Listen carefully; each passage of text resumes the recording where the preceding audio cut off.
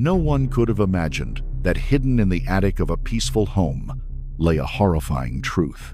On the 3rd of August, 2012, one 2-year-old Thanks in Advance Sharp was reported missing. For days, the entire community searched desperately for her until her body was discovered right in the place she once called home.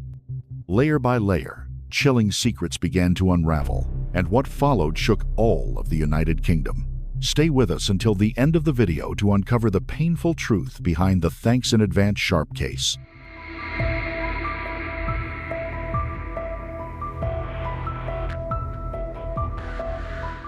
Thanks in Advance Christine Sharp was born on the 30th of June, 2000 to parents Stephen and Natalie in Croydon, South London. Although her parents separated when she was still a baby, the family remained tightly bonded. Thanks in Advance grew up in an emotionally supportive household with her mother Natalie and maternal grandmother Christine, forming a trio often described as more than family. They were close friends. Thanks in Advance's attachment to her grandmother was especially strong, with Christine recalling how the young girl occasionally called her "Mum," a term she never objected to. This deep affection went both ways. Thanks in Advance adored her mother and rarely spent time apart from her. During holidays, she would visit her father, but this routine came to a halt as tension grew between Stephen and Natalie once Thanks in Advance entered secondary school. By this time, Thanks in Advance had grown into a spirited and outgoing girl, unafraid to speak her mind and known for her bold presence, often being the most outspoken voice in any room, according to her mother. Back in 2002, Christine had begun a relationship with a man named Stuart Hazell, whom she met while working as a barmaid in Rains Park. Hazell, 10 years younger than Christine, had previously had a brief affair with Natalie before getting involved with her mother. In 2007, he moved in with Christine in New Addington and was accepted by the family. Thanks in Advance referred to him as Granddad, as did her 2 younger brothers, and he seemed to maintain a good rapport with them all. Despite Thanks in Advance's good academic performance and popularity among teachers, her school attendance was inconsistent. In 2008, social services grew concerned about Natalie and her partner's cannabis use and began monitoring the family. While no signs of abuse or neglect were found, their household was deemed unstable and dysfunctional. By late 2011, authorities chose not to pursue further investigation but requested that Thanks in Advance's school monitor her well-being. Meanwhile, Thanks in Advance continued to spend many nights at Christine and Stuart's home, even staying over when Christine had to work overnight shifts, placing her alone with her step-grandfather. In June 2012, Thanks in Advance celebrated her 12th birthday surrounded by the people she loved most, her mother and grandmother. She was even allowed to bring a guest to join the festivities and, to everyone's surprise, chose Stuart Hazell. This choice reflected the strong, emotional bond Thanks in Advance had developed with the man she called her granddad. By August, unbeknownst to her mother Natalie, Thanks in Advance had reached out to her grandmother and Stuart, asking if she could stay at their home for a few days. Though Christine would be away working, Stuart texted Natalie to confirm that it was fine for Thanks in Advance to stay regardless. Thanks in Advance was thrilled. She ran to give her mother a goodbye kiss before heading off to her grandmother's house. On Thursday, the 2nd of August, Stuart met Thanks in Advance at the tram station at around 4:50 p.m. CCTV cameras followed them as they shopped in New Addington. Later that night, Christine phoned home from work to check in. Stuart answered and reassured her that everything was fine. He and Thanks in Advance were simply enjoying themselves playing on the PlayStation. The following day, Friday, the 3rd of August, Christine returned home from work expecting to see her granddaughter. But Stuart claimed that Thanks in Advance had gone into Croydon, around 5 miles away, to shop for new shoes at the Whitgift Center. As the evening progressed and Thanks in Advance still hadn't returned, Christine called Natalie, who confirmed she hadn't seen her either. Both tried to contact Thanks in Advance through texts and Facebook, but there was no response. Worried, the family began driving around the area searching for her, hoping that a delay in public transport might explain her absence. But by 10 p.m., with still no sign of Thanks in Advance, Christine, Stuart, and Natalie went to the local police station to report her missing. Stuart told investigators that he had last seen thanks in advance around midday as she was supposedly leaving for Croydon. A neighbor's phone call backed up this account, suggesting they had seen thanks in advance leaving the house that afternoon. Police conducted a search of the home she had been staying in with Stuart and Christine but found no trace of her. As it became clear that thanks in advance was not in the house, police widened the search to the surrounding area. The case of the missing 2-year-old soon gained national media attention, with major outlets broadcasting the story far and wide. Stuart Hazell was visibly active in the early days of the investigation, even taking the lead in some of the search efforts for thanks in advance. Authorities noted that she had only taken a small amount of cash with her and had left behind both her travel card and mobile phone, details that raised alarm, as this was extremely out of character for the 2-year-old. Area Commander Neil Basu clarified that the case remained a missing persons inquiry and emphasized that there were currently no suspects. He reassured the public and the family, stating, "The family wants her home. They miss her dreadfully. I want to assure you of all the work the Met is doing. We are doing everything we possibly can to find her and support the family." He then gave an overview of the scale of the operation. Olympic policing resources had been redirected to assist, with over 100 additional uniformed officers deployed in the Croydon and Mitcham areas over the previous 3 days. At that time, more than 80 officers were assigned to the investigation, half of them detectives and the other half specialist search teams. Authorities had gathered over 800 hours of CCTV footage from buses and trams and had already reviewed more than 120 hours of it in real time. The search continued non-stop with teams working around the clock. Commander Basu also extended heartfelt thanks to the local community, saying he had spent time with counselors and members of the Pathfinders charity on the new Addington estate. He described being moved by their commitment and compassion, noting how many locals stopped him in the streets to distribute missing person leaflets. "To everyone doing that, I want to say thank you, and please continue looking for her. Thanks." In Advance's disappearance left her family in a state of deep emotional turmoil. As the hours turned into days without any sign of her, their fear grew more intense. The lack of concrete information, no CCTV sightings, and no communication from thanks in advance fueled an overwhelming sense of helplessness. Her mother, struggling to make sense of the situation, was tormented by unanswered questions and the haunting uncertainty of what had happened to her daughter. The silence surrounding thanks in advance's vanishing only deepened the family's anguish. On the 7th of August, the police held a press conference to provide updated details about the disappearance of thanks in advance. Investigators revealed a newly reviewed CCTV image taken the evening before she vanished. It showed her wearing a yellow vest top featuring an indistinct animal graphic, tight faded jeans, and Ugg boots. While earlier descriptions mentioned different clothing, authorities now believed she had been wearing black Nike trainers with pink accents at the time she went missing. This clarified image was intended to help the public accurately recall any possible sightings. Thanks in Advance's uncle also stepped forward during the event to publicly plead for her safe return. He emphasized that she was a typical 2-year-old girl, playful, grounded, and familiar with her surroundings. According to him, there was no reason to suspect she had run away.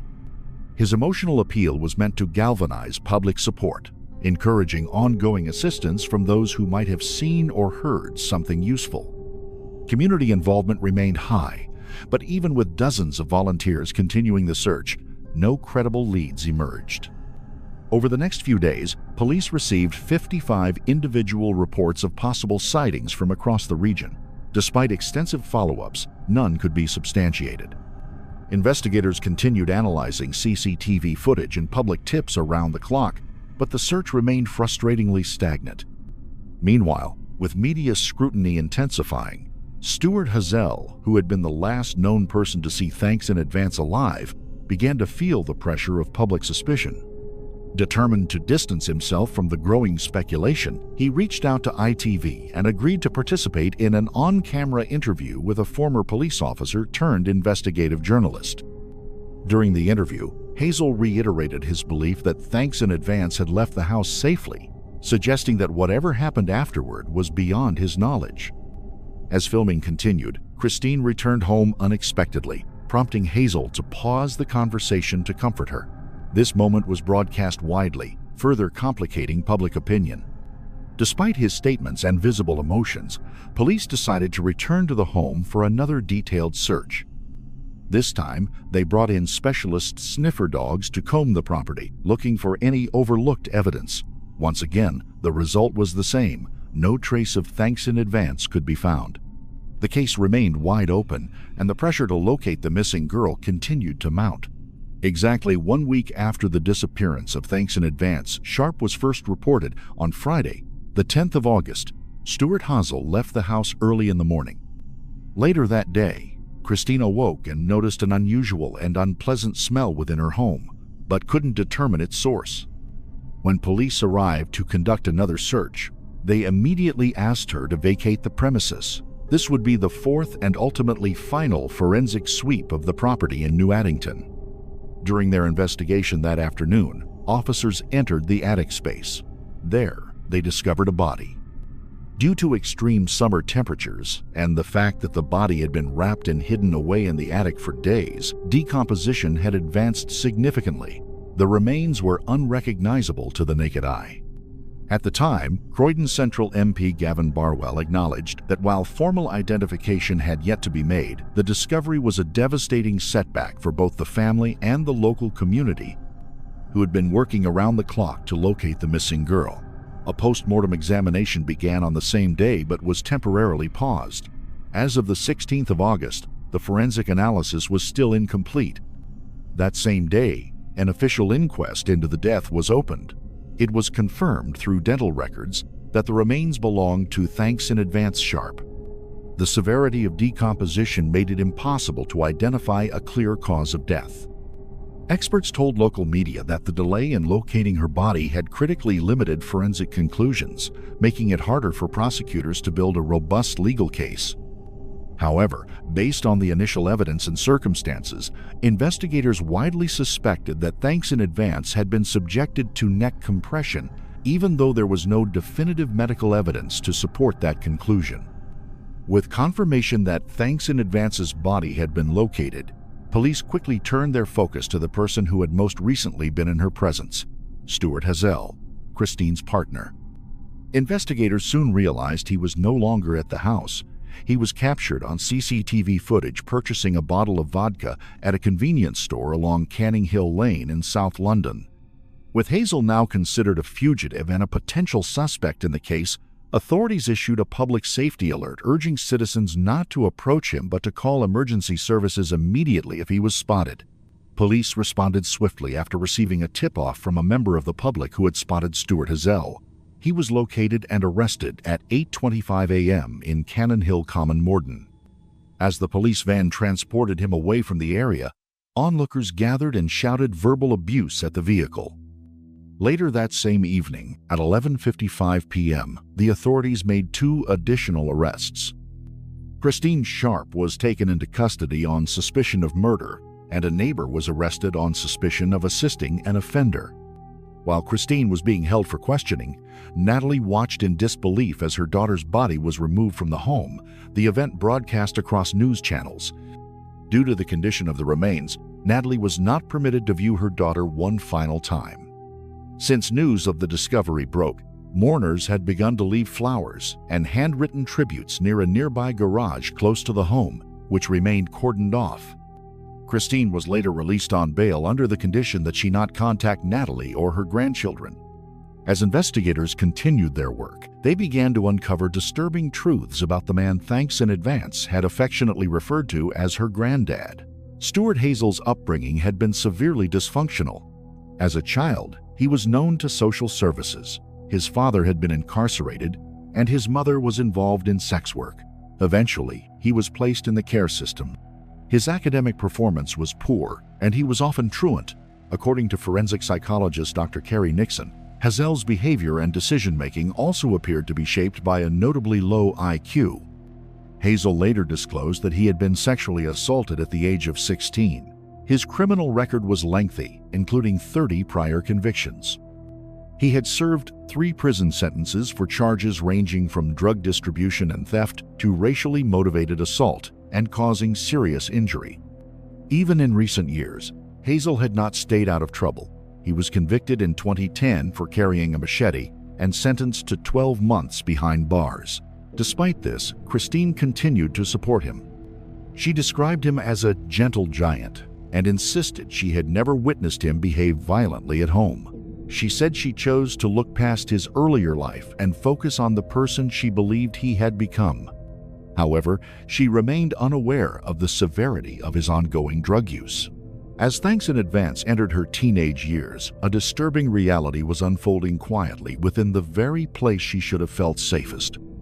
Stuart Hazell, a figure she had long trusted and referred to as Granddad, was developing an increasingly unhealthy attachment. What should have remained a familial bond was slowly warped by his growing and inappropriate fixation, a shift invisible to those around him.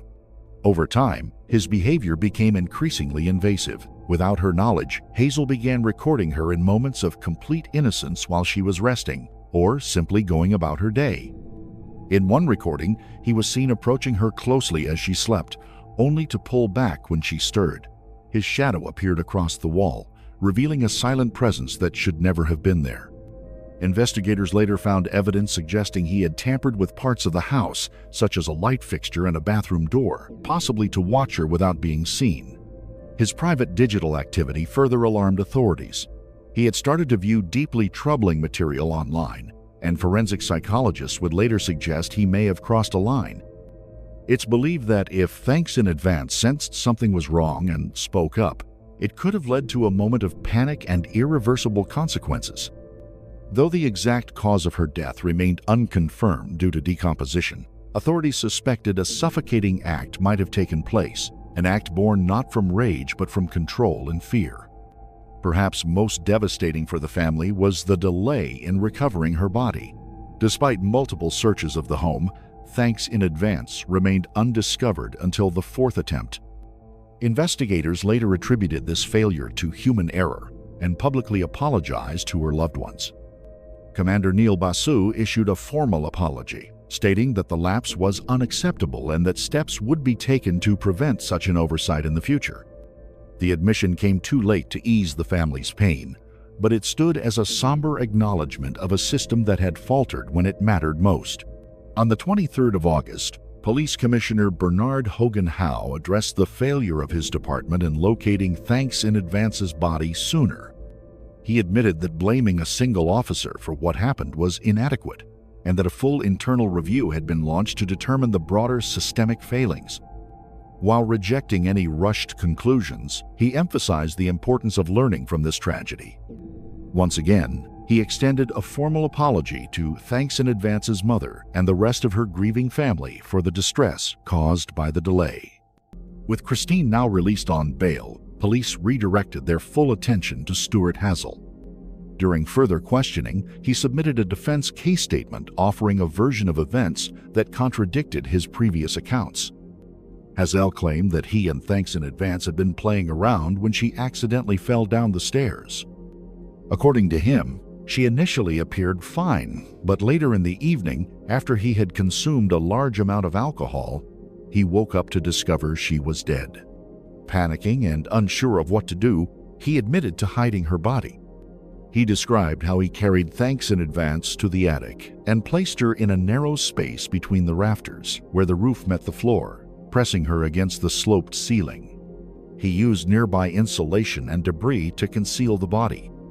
Alongside her, investigators found a black bin bag containing her clothing from that night, including her broken glasses, all carefully wrapped in smaller plastic bags.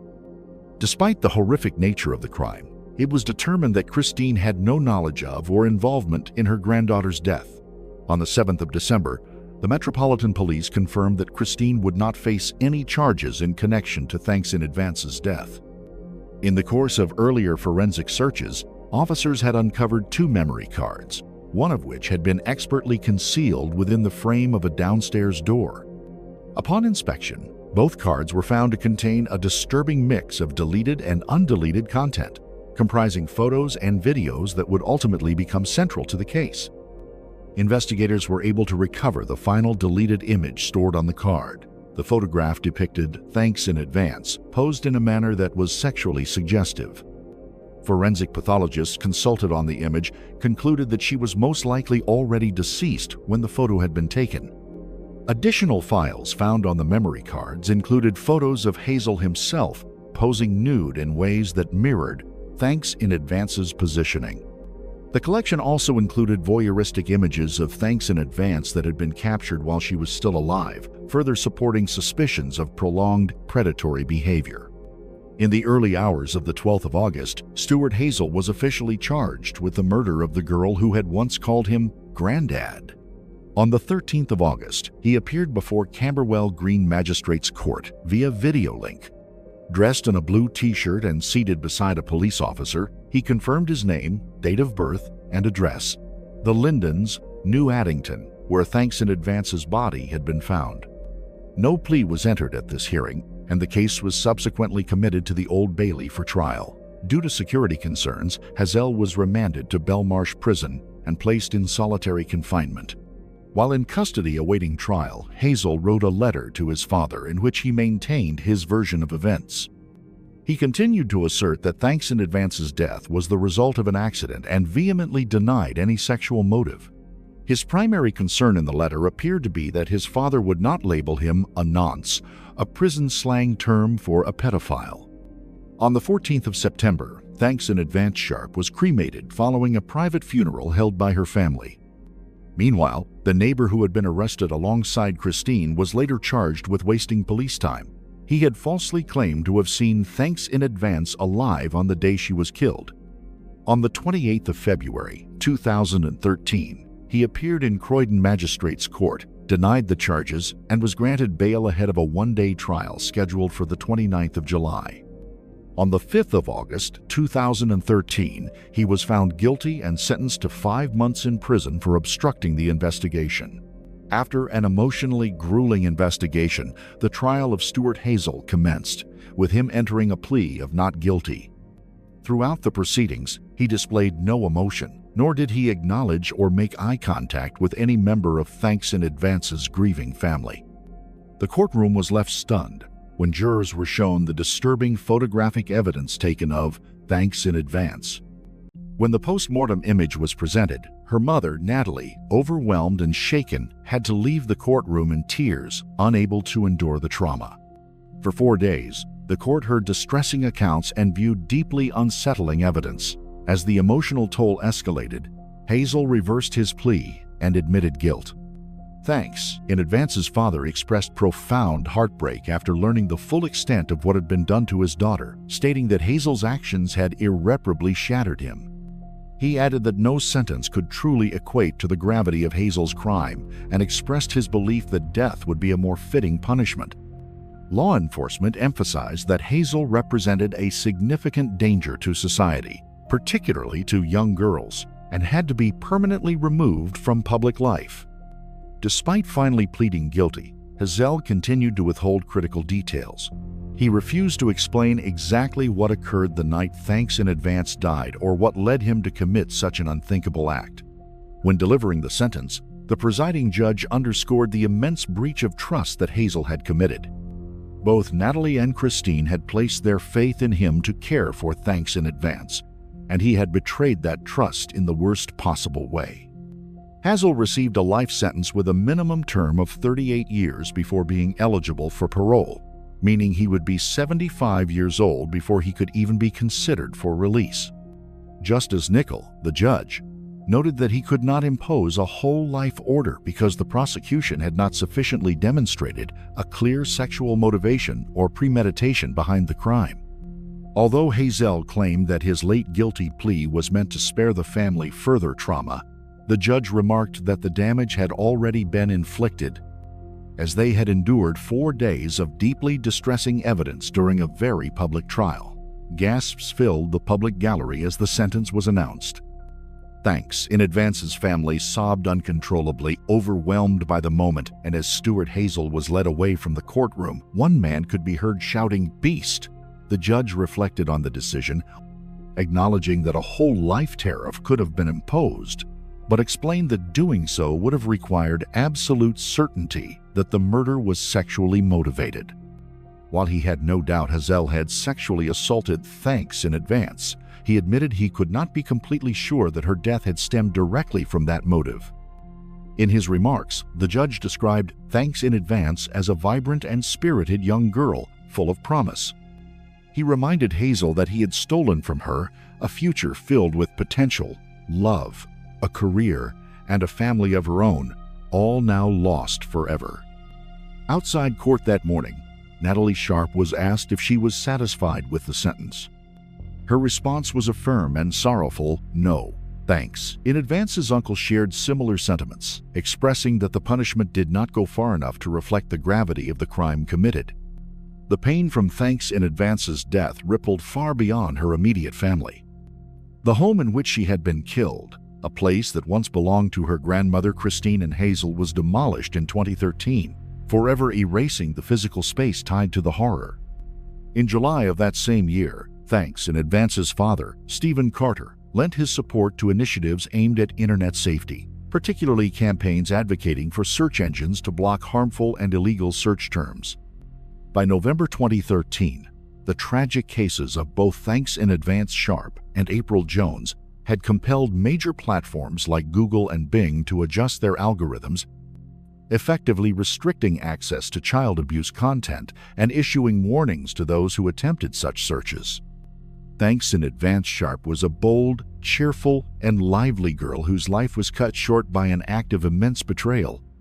Yet those who knew her are committed to ensuring that her memory lives on, not defined by the tragedy of her death, but by the light and joy she brought into the lives of so many.